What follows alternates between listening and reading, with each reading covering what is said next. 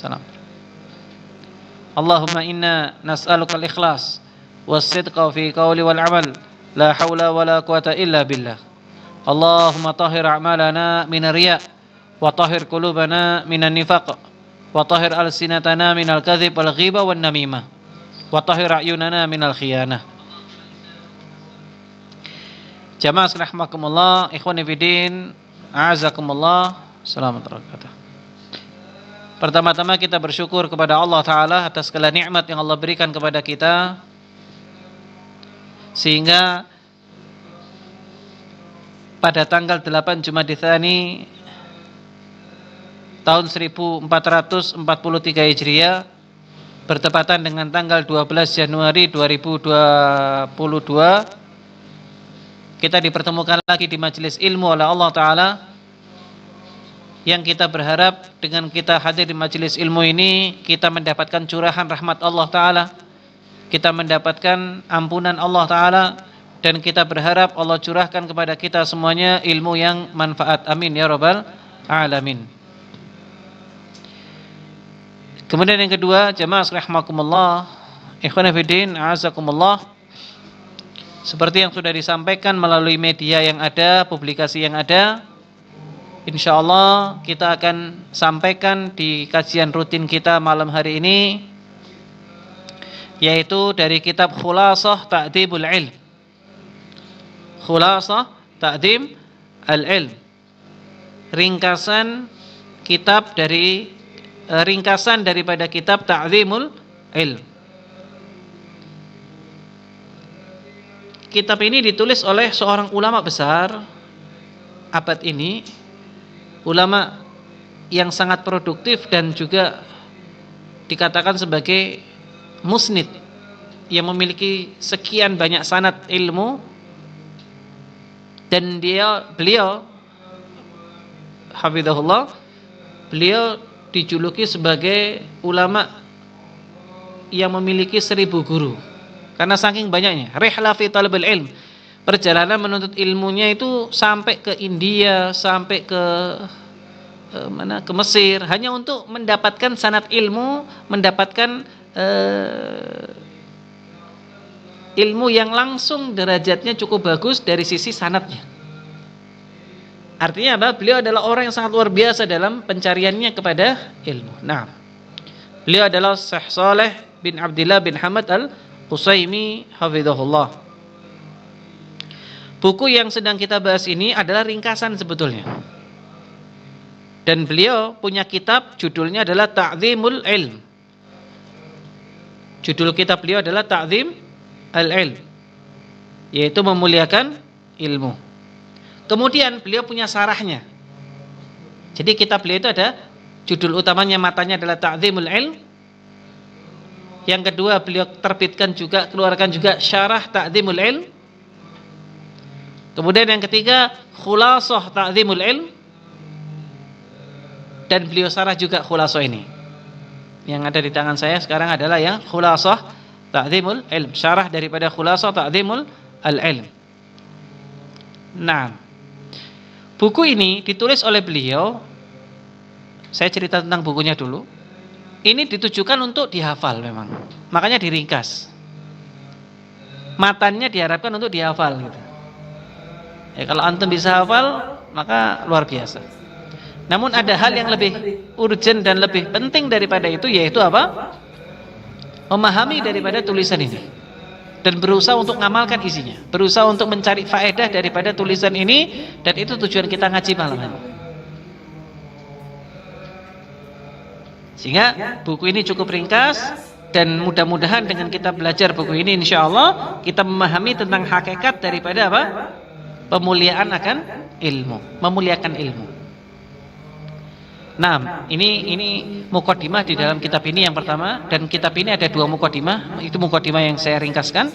Kemudian mukadimah yang kedua tentang kedudukan pentingnya tema pemuliaan akan ilmu. Ini yang mau saya bahas lebih dalam lagi insyaallah di kesempatan yang ringkas ini. Qala Syekhul Musannif, penulis kitab ini Syekh Shalih Al-Utsaimin hafizahullah, Beliau mengawali daripada mukadimah kitabnya ini, Bismillahirrahmanirrahim. Beliau awali dengan kalimat Bismillah. Ini salah satu adab dalam penulisan buku, penulisan kitab, yang memang sudah menjadi tradisi para ulama ketika mereka membuat risalah. Termasuk inilah yang dilakukan oleh Rasulullah ketika beliau menulis surat kepada siapa? Raja-raja yang akan didakwahinya.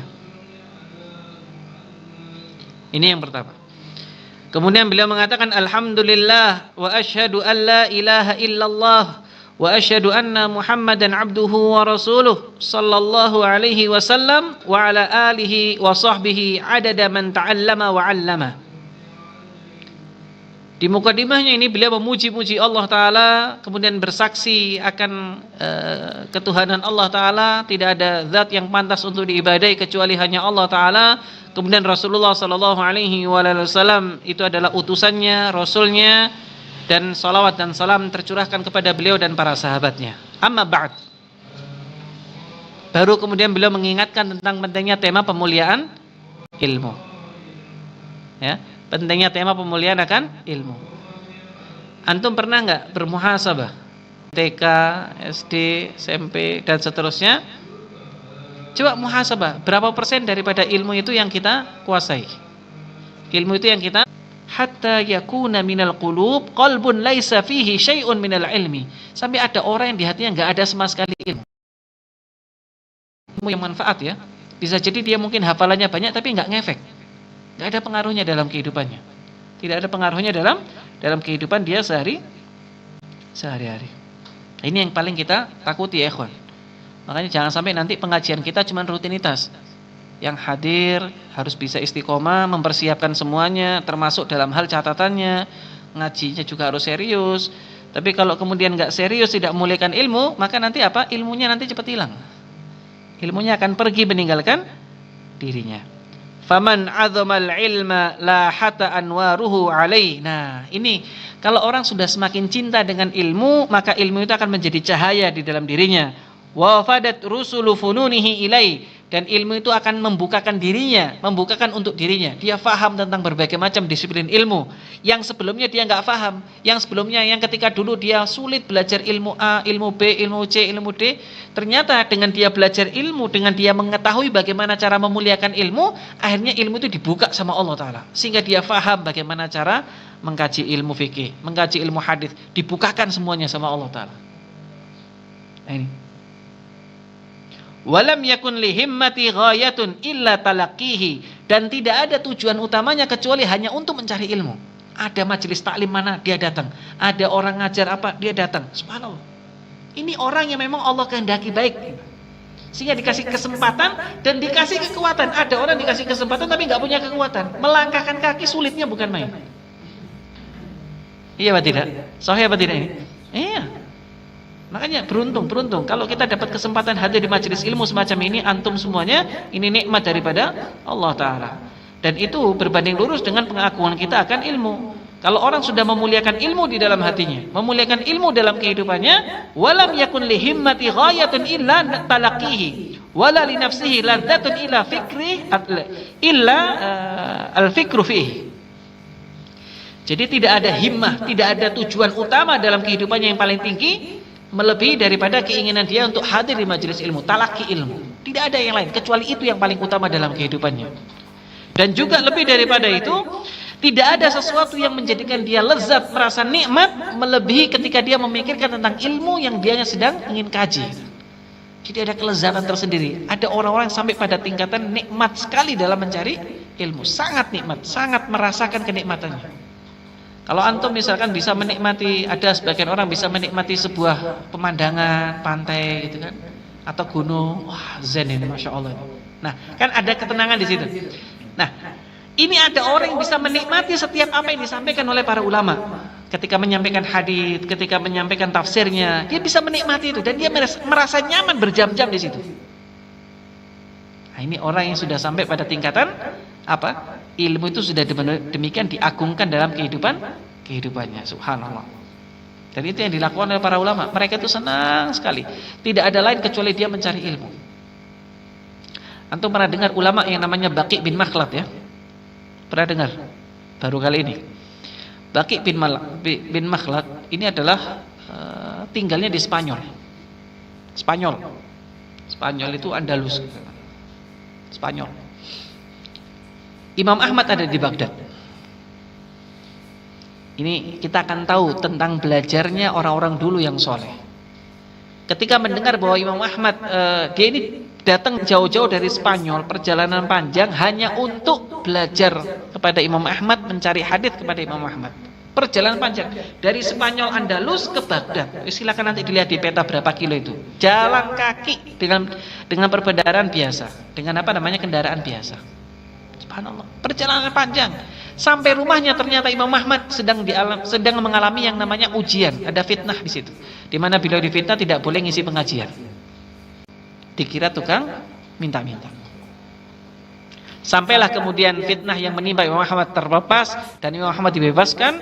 Lalu kemudian Imam Ahmad pernah cerita kepada murid-muridnya, tahukah kalian pengen tahu siapa penuntut ilmu sejati itu? Bukan kalian, itu murid-muridnya. Bukan kalian, bukan penuntut. Ada penuntut ilmu sejati, kata Imam Ahmad. Siapa itu? Yaitu Baqi bin Makhlad. Di saat orang demikian dahsyatnya dalam dalam perjalanan panjangnya, demikian dahsyatnya dalam ketakutannya untuk berhadapan dengan penguasa yang melarang belajar kepada Imam Ahmad, tapi Baqi bin Makhlad datang jauh-jauh dari Spanyol menuju Baghdad hanya untuk belajar kepada Imam Ahmad bin Hanbal rahimahullah. Nah ini bayangkan ya, antum saya pikir tidak sejauh Spanyol, tinggalnya nggak ada yang di Spanyol kan ini. Ah itu, iya, antum dekat kan, dari Mesir antum ke Jaziratul Arab kan gitu, dari Kairo kan, dari Kairo. Iya kan, hanya beda kabilah gitu kan. Subhanallah. Jadi begitu ikhwan fillah azakumullah, perjalanan antum tidak sejauh daripada Baqi bin Makhlad rahimahullah. Nah, orang kalau sudah memuliakan ilmu dalam kehidupannya, maka sungguh tidak ada hal lain yang bisa menyinari kehidupannya sebagaimana ilmu menyinari kehidupannya. Dia demikian semangatnya, ilmu dibuka sama Allah Ta'ala, lalu tidak ada hal yang membuat dia bersemangat, tidak ada menjadi tujuan utamanya kecuali hanya mendapatkan ilmu dan kemudian belajar ilmu, lalu kemudian tidak ada kelezatan sebagaimana ketika dia memikirkan ilmu. Subhanallah. Dan ini semuanya jamaah rahimakumullah menunjukkan betapa istimewanya ilmu di mata para ulama. Bisa dipahami kira-kira ya? Kemudian penulis kitab ini melanjutkan lagi, wa a'wanu syai'in ala wusuli ila ighdhamil ilmi wa ijlali ma'rifatu ma'aqidi ta'dhimi wa hiya usulul jami'ah al-muhaqqiqatu li'azamati al-ilmi fil qalbi faman akhadha biha kana mu'azziman lil ilmi mujillalah wa man dayya'aha falinafsihi ada wa lihawahu ata fala yalumanna in fataru anhu ila nafsah yadaka au kata wa fuka nafakh. Jadi semakin tinggi pemuliaan seseorang kepada ilmu, maka ilmu itu akan mudah untuk dia raih.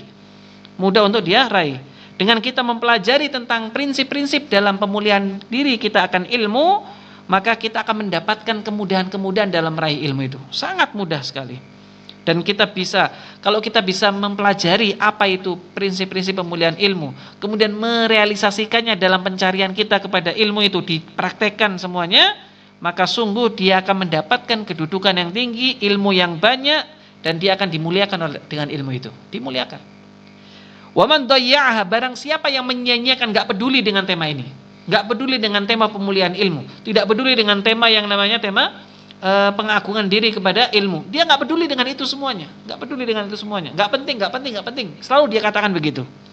Maka dikatakan di sini, wa man dayya'aha fali nafsihi ada wa li hawahu ata fala yalumanna in fatara anhu ila nafsah. Maka jangan salahkan kalau seandainya ada temanmu yang belajar, dia memahami tentang bagaimana kaidah pemulihan akan ilmu, dia mendapatkan yang banyak, sedangkan kamu enggak dapat apa-apa. Jangan salahkan kecuali dirimu sendiri. Lalu kemudian penulis kitab ini memberikan ibarah, yaitu yadaka au kata wa fuka nafakh. Tanganmu yang mengikat dan mulutmu yang meniup. Ini permisalan bangsa Arab tentang sosok manusia yang sok pinter, dinasihati enggak mau nurut.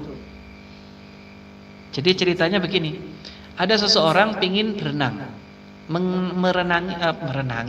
ingin mengarungi sungai yang sangat dahsyat alirannya. Jadi bukan sungai kecil ya, sungai besar, sungai Dajlah di Baghdad itu. Itu subhanallah ada yang mengatakan di sungai Dajlah.